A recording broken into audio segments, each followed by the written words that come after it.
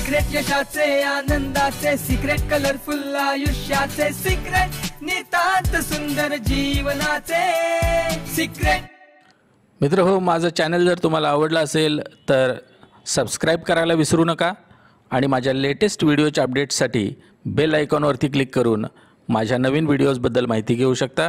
धन्यवाद। मित्र हो, मी दयानंद देवमोरे स्वागत करतोय तुमचं आपल्या नवीन व्हिडिओ सिरीजमध्ये, ज्याचं नाव आहे जिनसिन जुत्सू। मित्र हो, आपण अनेक हिलिंग मोडॅलिटीजबद्दल आतापर्यंत ऐकलं असेल। हिलिंग मोडॅलिटीज म्हणजे आपले आजार जर झाले असतील आपल्याला, तर ते आजार बरे करण्यासाठी कोणकोणत्या पद्धती आहेत, तर त्या पद्धतींबद्दल आपण ऐकलं असण्याची शक्यता आहे। तर त्यातलीच एक पद्धत आहे जिनसिन जुत्सू। मित्र हो, पौर्वात्य देशांमध्ये औषधाशिवाय आजार बरा कसा करायचा याबद्दल अनेक पद्धती सांगितल्या गेलेत। जसं की भारतानं पूर्ण जगाला योग आणि प्राणायाम याची देणगी दिली। चीनमधून ॲक्युपंक्चर, ॲक्युप्रेशर किंवा इतर मोडॅलिटीज आल्या। त्याचप्रमाणे जपानमधून पण काही मोडॅलिटीज आलेल्या आहेत आणि त्यातली एक महत्त्वाची मोडॅलिटी म्हणजे जिनसिन जुत्सू। याच्यामध्ये आपण याची हिस्ट्री किंवा याच्या थिअरीबद्दल जास्त बोलणार नाही आहोत। याच्याबद्दल मी डायरेक्ट टेक्निक्सबद्दल बोलणार आहे, कारण तुम्हाला हे इंटरनेटवरती वगैरे वाचायला मिळेल याची हिस्ट्री काय आहे किंवा याच्यामागची थिअरी काय आहे। फक्त एवढंच सांगेन की ही एक मेरिडियन थेरपी आहे। बरेच जण मेरिडियन म्हणजे काय असं विचारतात। तर मेरिडियन थेरपी म्हणजे काय, तर मेरिडियनला आपण नाडी म्हणून ओळखतो। म्हणजे आपल्या शरीरातून आपल्या शरीराला बरं करणारी ऊर्जा ज्या भागातून प्रवाहित असते, तर त्याला मेरिडियन असं आपण म्हणूया। आणि या मेरिडियनचे जे पार्ट्स आपल्या शरीरावरती ओपन असतात, तर त्या पार्ट्सवरती टॅपिंग करणं किंवा प्रेशर अप्लाय करणं किंवा पंक्चर करणं या पद्धतीने बऱ्याच पद्धती डेव्हलप झालेल्या आहेत। जर हे मेरिडियनचे पॉईंट्स जर पंक्चर केले गेले तर त्याला ॲक्युपंक्चर असं म्हटलं जातं। त्याच्यावरती प्रेशर दिलं गेलं तर त्याला ॲक्युप्रेशर असं म्हटलं जातं। जर त्याच्यावरती टॅपिंग करण्यात आलं किंवा त्याच्यावरती आघात करण्यात आले तर त्याला EFT किंवा इमोशनल फ्रीडम टेक्निक्स म्हटलं जातं। आणि त्याच पॉईंट्सना जर आपण टच केलं गेलं तर त्याला जिनसिन जुत्सू असं म्हटलं जातं। आता या मेरिडियन पॉईंट्सना या प्रत्येक प्रकारामध्ये वेगवेगळ्या नावांनी ओळखलं जातं। जसं जिनसिन जुत्सूमध्ये या सगळ्या पॉईंट्सना SEL म्हणजे सेफ्टी एनर्जी लॉक्स या नावाने ओळखलं जातं। आणि असं म्हटलं जातं की अशा प्रकारचे 26 सेफ्टी एनर्जी लॉक्सच्या पेअर आहेत आपल्या बॉडीमध्ये, म्हणजे दोन्ही बाजूला 26. आणि जर या SEL म्हणजे सेफ्टी एनर्जी लॉकमध्ये जर एनर्जी स्टक झाली किंवा अडकली तर आपल्या शरीरामध्ये प्रॉब्लेम्स चालू होतात असं सांगितलं गेलंय। पण हे SEL कोणते आहेत आणि त्याचा उपयोग काय आहे हे बघण्या अगोदर मी एक आज बेसिक गोष्ट सांगणार आहे जिनसिन जुत्सू अर्थात JSJ बद्दल, आणि ती आहे आपल्या बोटांशी निगडीत। म्हणजे SELच्या पलीकडच्या काही गोष्टी आहेत। सेफ्टी एनर्जी लॉक सोडून जी एक पद्धत आहे ती मी आज तुम्हाला सांगणार आहे।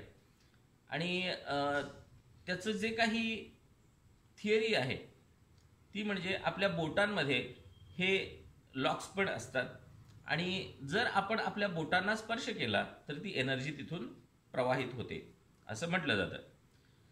तर काय सिग्निफिकन्स आहे प्रत्येक बोटाचा हे आपण बघूया आणि प्रत्येक गोष्टीसाठी आपण काय केलं पाहिजे हे पण बघूया। तर मित्र हो, आपल्या 5 बोटांना स्पर्श केल्यानंतर ठराविक प्रकारची ऊर्जा ही रिलीज होत असते। आणि ही रिलीज होणारी ऊर्जा कुठली आहे, सगळ्यात पहिल्यांदा याचा सिग्निफिकन्स बघूया। याच्यामधून जर आपला अंगठा जर आपण पकडला, जर आपल्याला फार काळजी वाटत असेल, म्हणजे वरी जर आपल्याला फार काळजी वाटत असेल, तर असं म्हटलं जातं की फक्त तुमचा अंगठा आपल्या अपोजिट साईडच्या बोटांनी असा एन्व्हलप करा, म्हणजे पकडून ठेवा। हळुवारपणे पकडायचा आहे, दाबायचा नाही आहे। आणि अशा प्रकारे तो 20 मिनिटं पकडून ठेवा। आणि हे झाल्यानंतर पुन्हा दुसऱ्या साईडचा अंगठा हा 20 मिनिटासाठी पकडून ठेवायचा आहे। आणि हे करत असताना तुम्ही कुठल्याही प्रकारचं ध्यान करण्याची वगैरे आवश्यकता नाही आहे। तुम्ही समजा TV बघत बसलेले आहात तर तुम्ही अशा प्रकारे हा अंगठा पकडू शकता। आणि अंगठा पकडल्यामुळे काय होतं, काळजी वाटणं, जर तुम्हाला एखाद्या गोष्टीची काळजी वाटत असेल तर तुम्ही अंगठा पकडायचा आहे.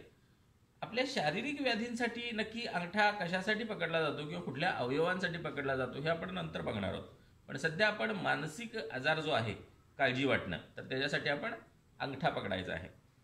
त्याच प्रकारे जर आपल्याला फिअर वाटत असेल म्हणजे भीती वाटत असेल तर भीतीसाठी आहे इंडेक्स फिंगर. म्हणजे पहिलं बोट जे आहे ते आहे भीतीसाठी.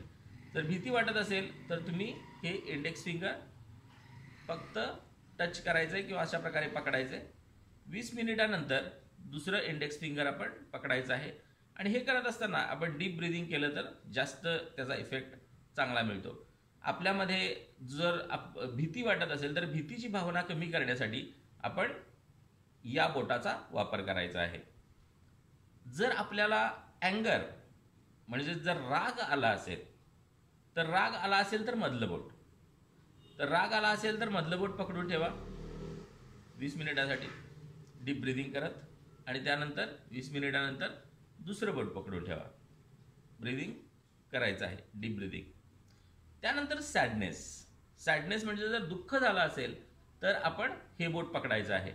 म्हणजे दुःख झालं असेल तर हे बोट 20 मिनिटासाठी पकडायचं आहे आणि त्यानंतर हे बोट 20 मिनिटासाठी पकडायचं आहे.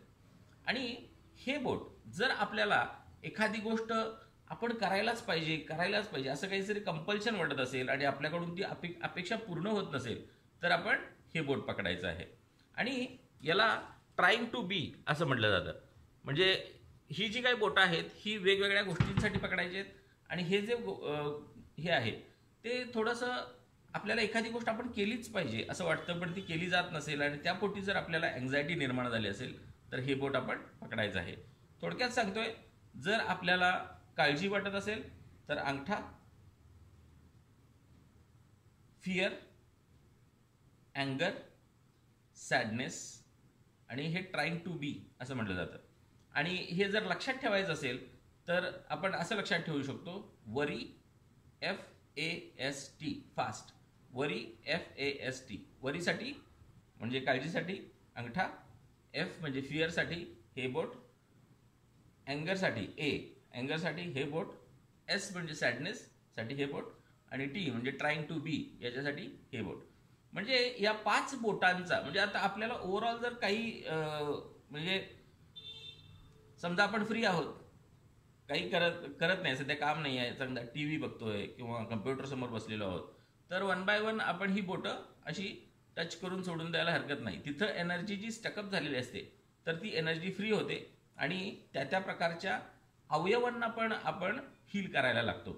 आता प्रत्येक बोटाशी निगडीत अवयव कोणता आहे किंवा आपले जे काही 26 SEL आहेत तर त्या 26 SELशी रिलेटेड आपण कशा प्रकारे प्रत्येक पॉईंटला टच करू शकतो आणि आपल्यातले आजार बरे करू शकतो हे आपण बघणार आहोत. मित्रहो, अनेक हिलिंग मॉडॅलिटीचा अभ्यास केल्यानंतर मला ज्या हिलिंग मॉडॅलिटीज अत्यंत प्रभावी वाटल्या त्या हिलिंग मॉडॅलिटीजा बद्दल आपण बोलतोय. तर त्यातलीच एक पद्धत आहे ती म्हणजे JSJ. तुम्ही आजच याला सुरुवात करा. आणि जर तुम्हाला वेळ नसेल, 5 बोटं 20-20 मिनिटं पकडणं म्हणजे जरा जास्त वेळ जातो, तर असं असेल तर एक मी तुम्हाला आज महत्त्वाची पद्धत सांगतोय ज्याला हार्मोनायझर असं म्हटलं जातं. आणि तो हार्मोनायझर आहे तो म्हणजे आपल्या तळ हाताच्या मध्यभागी.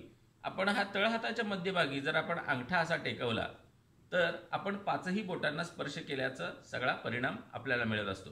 म्हणून हा हार्मोनायझर आपण काही काळ जर आपण ओव्हरऑल वेलबिईंगसाठी जर आपल्याला एखादा पॉईंट स्पर्श करायचा असेल तर 5 बोटांचा जो काही कंबाईंड पॉईंट आहे तर त्याला हार्मोनायझर म्हणतात. तो इथं असतो आणि त्याला आपण टच करू शकतो. हा 20 मिनिटासाठी टच करा आणि त्यानंतर दुसऱ्या बाजूचा पॉईंट 20 मिनिटासाठी टच करा. तुम्हाला काहीही झालं नसलं तरी सुद्धा तुम्ही हार्मोनायझर करून बघा. हार्मोनायझर केल्यानंतर आपल्याला एक प्रकारचा चेंज आपल्या शरीरामध्ये आणि मनामध्ये जाणवायला लागेल. मित्रहो, जिन्सिन जुत्सूच्या जे SEL कोणते आहेत म्हणजे सेफ्टी एनर्जी लॉक्स कुठं आहेत आणि त्यांना कशा प्रकारे स्पर्श करायचा हे आपण बघणारच आहोत. म्हणजे अगदी तापसुद्धा काही मिनिटामध्ये उतरू शकतो जर JSJचा अँटीबायोटिक पॉईंट तुम्हाला माहिती असेल तर. कुठं आहे हा अँटीबायोटिक पॉईंट? किंवा जर तुम्हाला झोप येत नसेल तर आपण आपल्या शरीरातली पूर्ण एनर्जी ही बॅलन्स करतो 2 पॉईंट्सना टच करून. कुठं आहे ते 2 पॉईंट्स? किंवा आपल्या आयुष्यामध्ये जर आपल्याला काहीतरी थांबलं आहे, काहीतरी अडकलं आहे, अडकून बसलं आहे, पैसे अडकलेले आहेत, करिअर अडकून बसलेलं आहे किंवा काहीतरी अडकलेलं आहे आणि त्याला आपल्याला रिलीज करायचं आहे, आयुष्यातला कुठलाही फ्लो जर आपल्याला रिलीज करायचा असेल तर कुठल्या 2 पॉईंट्सना टच करायचं. फार महत्त्वाच्या पद्धती आहेत ज्या मी पर्सनली वापरतो. तर या पद्धती तुम्हाला माहिती करून घेण्यासाठी तुम्ही माझं चॅनल सबस्क्राईब करू शकता आणि बेल आयकॉनवरती क्लिक करून नोटिफिकेशन्स ऑन करू शकता आणि या नवीन वेब सिरीजबद्दल इतर लोकांना पण माहिती देऊ शकता आणि त्याच्यासाठी हा माझा व्हिडिओ शेअर करणं आवश्यक आहे. तर मित्रांनो, भेटूया आपण पुढच्या एपिसोडमध्ये. आज इतकंच. धन्यवाद.